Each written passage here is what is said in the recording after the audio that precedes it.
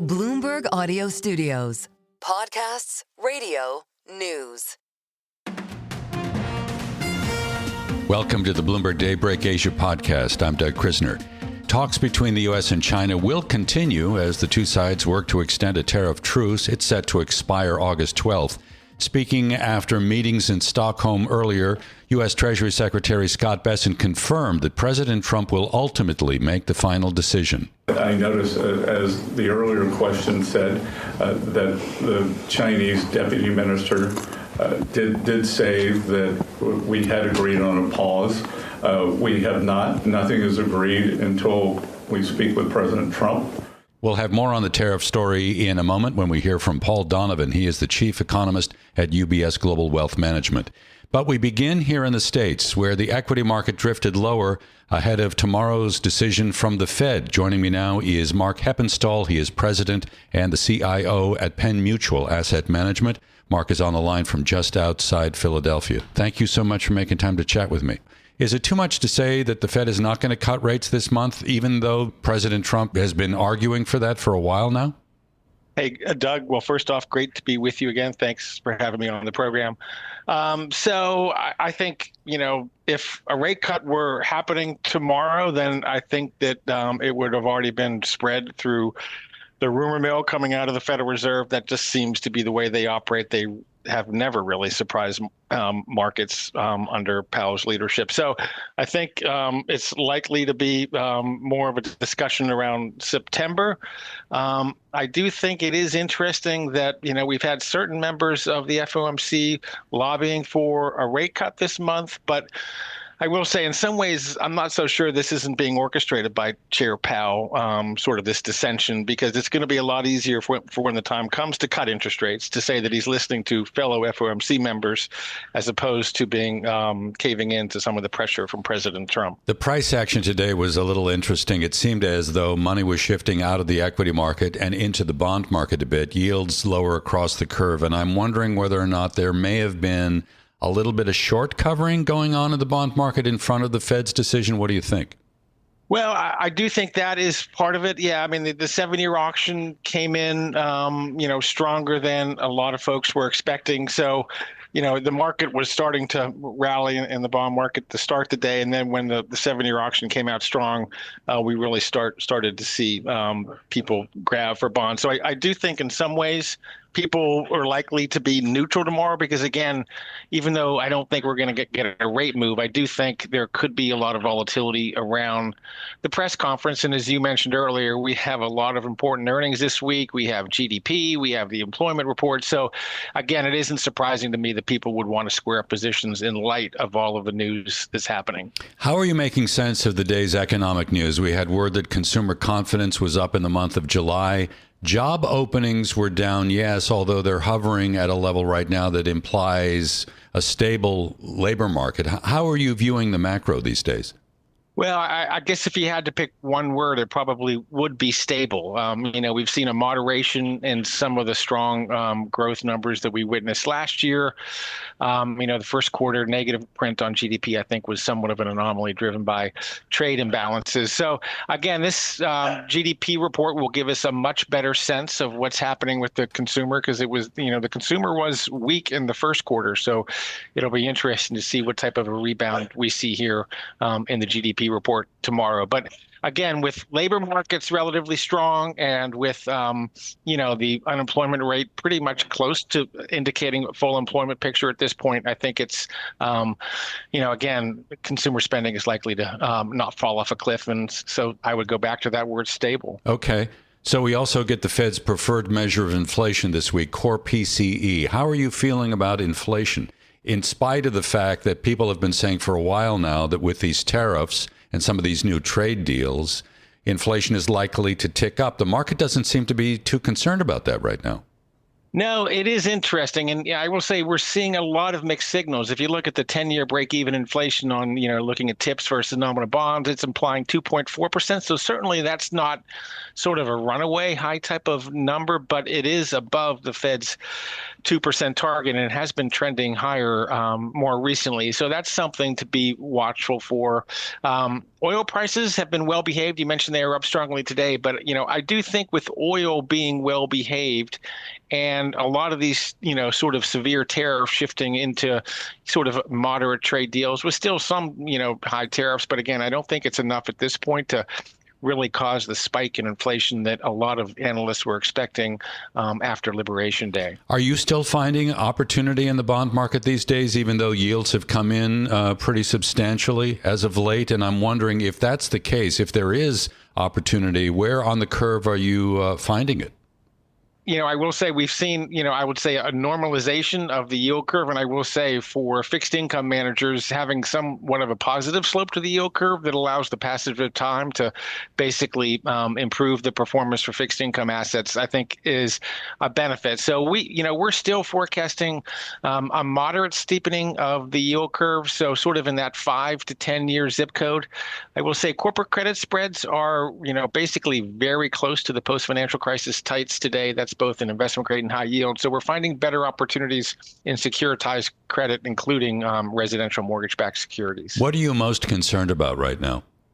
Well, I do think the debt and deficits, which is, one of the reasons we've seen the steepening of the yield curve. And, we've seen the 30-year Treasury test the 5% level so many times recently. I do worry that it could be ready to break through the next time that we test the 5% level. So, again, I think it's going to be pressure at the long end of the yield curve. And basically, you discount financial assets at risk-free rates across the yield curve. And so to the extent that should long-term interest rates rise, that should be a headwind for other financial assets. So again, that's something we're watching for. It'll be interesting to see what the sort of the breakdown is of the debt issuance tomorrow. I think the Treasury is going to announce how much short versus long-term debt they're going to be issuing. Are you tempted to look offshore for fixed income opportunities? Well, I will say our focus is primarily in U.S. fixed income markets. So, we have a little bit of foreign bond exposure, a little bit of emerging market exposure. But again, I will say the opportunity set for U.S. fixed income in light of, a close to a 4.5% 10-year Treasury yield is so much better than it was 4 or 5 years ago. So again, we're taking advantage of absolute yields, which we think are attractive for a lot of spread assets. Okay, so for talking the U.S., how much exposure do you have right now to the muni market? Well, we do taxable munis, and I will say, we've had as much as, let's say, 10 to 15% of our portfolio in taxable munis. However, taxable muni issuance has really fallen off a cliff, and that's partly because the exempt market has been so strong. So again, that's been an area where we've seen a declining percentage within the portfolio, but there still are sort of diamonds in the rough you can find in attractive opportunities. But again, sort of a broad asset class, it's a little bit tougher to find opportunities there. Okay, Mark, we'll leave it there. Thank you so very much. Mark Heppenstall, President, CIO at Penn Mutual Asset Management, joining from just outside Philadelphia here on the Daybreak Asia podcast.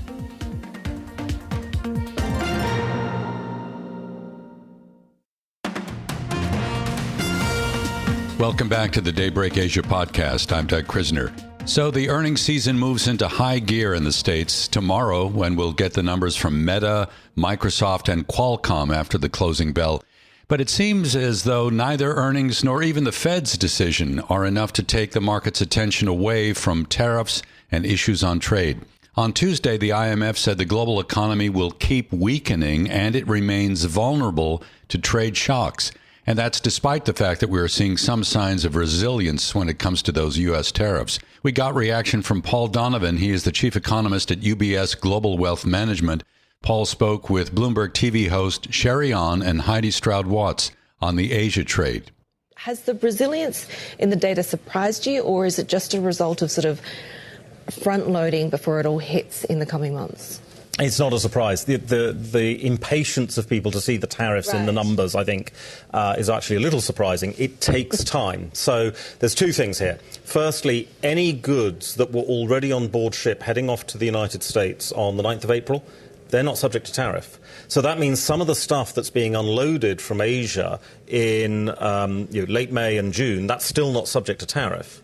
And then when you get from the port to the shopping basket of the consumer, you've got another 3 months on average. So you're not expecting to see the full effects of these tariffs showing up. The consumer isn't paying the tax until June at the very earliest. And frankly, with the April tariffs, that's probably not going to be fully visible until September. And with the August taxes that Trump's putting on consumers, they're not going to be paid until probably January of next year. So it's a staggered effect, but in the details of the data, we are seeing this start to come through. And it sounds like it could be sort of a holiday season hit that we're seeing as well. But what about the stickiness and the longevity of tariffs? Is that something that in the longer term concerns you more? Well, so this is the great unknown. It's the unknown for economists. It's the unknown for the Fed. It's not the first round effects. The first round effects are nice and simple to calculate. Basically, this is going to add about 1.5 percentage points to US inflation. That's effectively the sales tax that the tariffs are likely to represent. The question is the second round effects. Do we see US manufacturers raising their prices because they're facing less price competition from foreign competitors?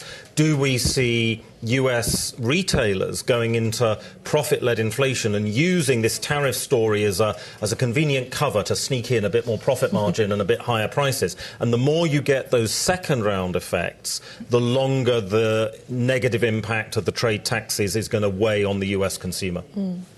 Does it mean that it makes sense for the Federal Reserve to be cutting rates now in order to preempt that impact? Well, this is the great problem. I'm not somebody who has a great deal of support for Fed Chair Powell, I have to say. But nevertheless, I do have quite a bit of sympathy for him at the moment because he's in a really difficult position that we don't know how big the second round effects are going to be in total. We don't even know, actually, how big the directive effects of the tariffs are going to be because, firstly, we don't know what all of the trade taxes are going to be, and secondly, we don't know if they're going to survive the court reviews. And there may well be some dialing back of these taxes as the courts reject them. So it's a lot of uncertainty there. And the wait-and-see approach is basically, I think, saying, well, look, if the economy is going to slow down, and it almost certainly is going to weaken significantly as we go into the second half, should we be cutting rates now, or should we wait to see how bad the damage is going to be? And that's the great uncertainty. So the Fed is in wait-and-see mode, I think justifiably at the moment. I think they'll cut probably 1% over the course of the next 12 months. But when they start that process, that's quite uncertain. Do they cut in September or do they kick it into the fourth quarter? That's uncertain because the data's uncertain, the tariffs are uncertain. Uncertainty is the hallmark of the current administration in the States. And the jobs data is one that we're really watching closely, that the Fed is referring to when it comes to also economic fragility, right? What are you seeing in the labor market? So fragile is exactly the right word, I think, there, because what's going on is the labour market is clearly experiencing some stress because in this climate of uncertainty, companies are refusing to hire. They're not firing workers. If you've got a job, your job is probably safe, but they're not keen to go out and take on new labour because, who knows what the next 12 months is going to bring. And so as a result, we're not seeing job vacancies be particularly strong. We're not seeing that recruitment. Now, that's negative, but it's not disastrous. It's negative because, obviously, the labour market is weakening. If you're somebody leaving university, you're going to struggle to find work. On the other hand, 21-year-olds aren't that important as consumers.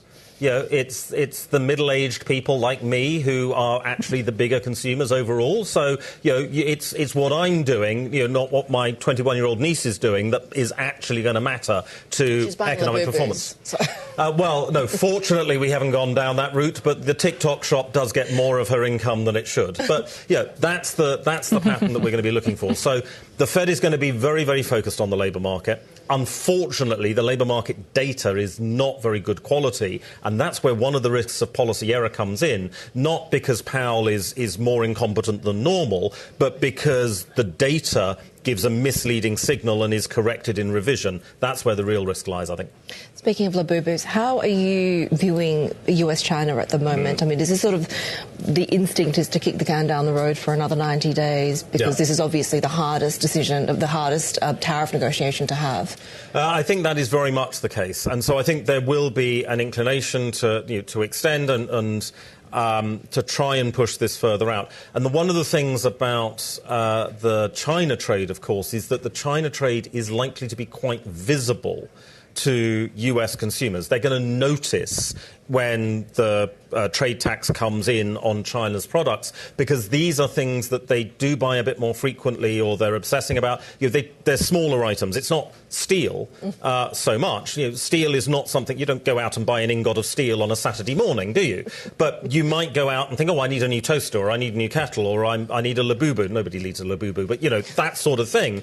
You're going out to spend on a frequent basis. You notice the price increases a bit more there. That's Paul Donovan, Chief Economist at UBS Global Wealth Management, speaking with Bloomberg's Shery and Haidi Stroud-Watts, right here on the Daybreak Asia podcast. Thanks for listening to today's episode of the Bloomberg Daybreak Asia Edition podcast. Each weekday, we look at the stories shaping markets, finance, and geopolitics in the Asia Pacific. You can find us on Apple, Spotify, the Bloomberg Podcast YouTube channel, or anywhere else you listen. Join us again tomorrow for insight on the market moves from Hong Kong to Singapore and Australia. I'm Doug Krisner, and this is Bloomberg.